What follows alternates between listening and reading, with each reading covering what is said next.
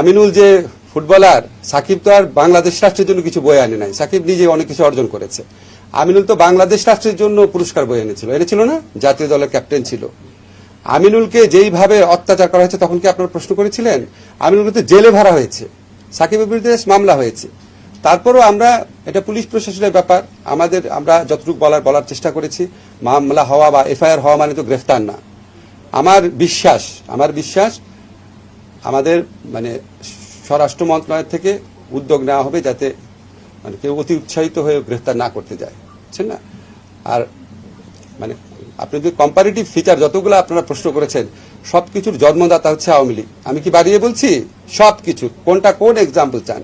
এবং তারা এমন একটা পর্যায়ে, আপনারা তো জানেন যে every action has some reaction, না? ইকুয়াল রিয়াকশন বলে কিছু রিয়াকশন হয়, সেটা আমরা পছন্দ করি না, কিন্তু এই রিয়ালিটিটা তো বুঝতে হয় যে এটা তো আউট অফ দ্য ব্লু আসে নাই।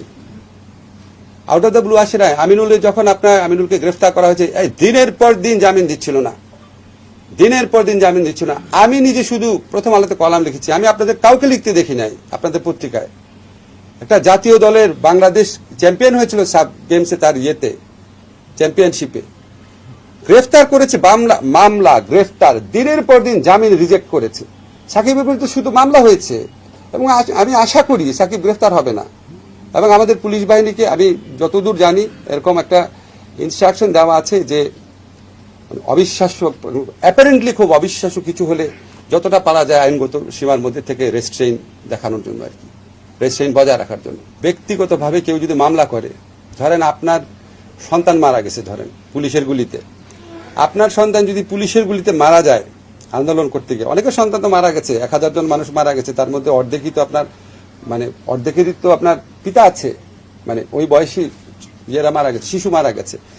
এখন আপনারা যদি ওই সময় ফুটেজ দেখেন, আপনার পিতা সন্তান যদি মারা যায়, আপনি কি শুধু কে মেরেছে ওই এলাকার পুলিশকে দিবেন মামলা? আপনার তো তখন মনে হবে যে আপনি তো দেখেছেন আমাদের সাবেক প্রধানমন্ত্রী কি বলেছেন, ওবায়দুল কাদের সাহেব কি বলেছেন, স্বরাষ্ট্রমন্ত্রী কি বলেছেন, দীপুমণি উনি কি বলেছেন, নওফেল কি বলেছেন, আরাফাত কি বলেছেন, আপনার মনে পড়বে না? এখন আপনি যদি ওনাদের বিরুদ্ধে মামলা দেন, রাষ্ট্রের কোনো অধিকার নাই আপনাকে মামলা করার, আপনি মামলা করতে পারবেন না বলার। আমার একটাই করণীয় আছে, আমাদের পুলিশের কাছে মামলা হলে পুলিশ তদন্ত করবে, তদন্ত করে সুস্পষ্ট তথ্য না পেলে পুলিশ ডিসচার্জ করে দিবে। আদালতে যদি মামলা দেয়, আদালত তদন্তপূর্বক এফআইআর নিতে বলবে। আমরা আমাদের যেটুক করার, যে তদন্ত কাজে বা বিচার কাজে, সেখানে আমরা ডিউ প্রসেস বজায় রাখার আপ্রাণ চেষ্টা করব। এটা আপনাদের প্রতি আমার কমিটমেন্ট, ডিউ প্রসেস বজায় রাখার চেষ্টা করব।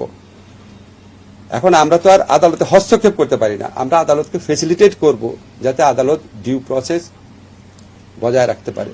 আমি এমনও শুনেছি কিছু কিছু জায়গাতে আদালতের উপরও আপনার চাপ আছে। এখন আপনি স্থানীয় পর্যায়ে একজন খুব কুখ্যাত সন্ত্রাসী, যার অত্যাচারে 15 বছর মানুষ অতিষ্ঠ ছিল, তারা চায় যে এক্ষুনি তার বিরুদ্ধে মামলা নেওয়া হোক। আদালত তার সাধ্যমতো চেষ্টা করে এই সমস্ত চাপ এড়ানোর জন্য। আমরা কেউই আপনার মনে করেন না যে আমরা চেষ্টা করছি না, আমরা চেষ্টা করছি।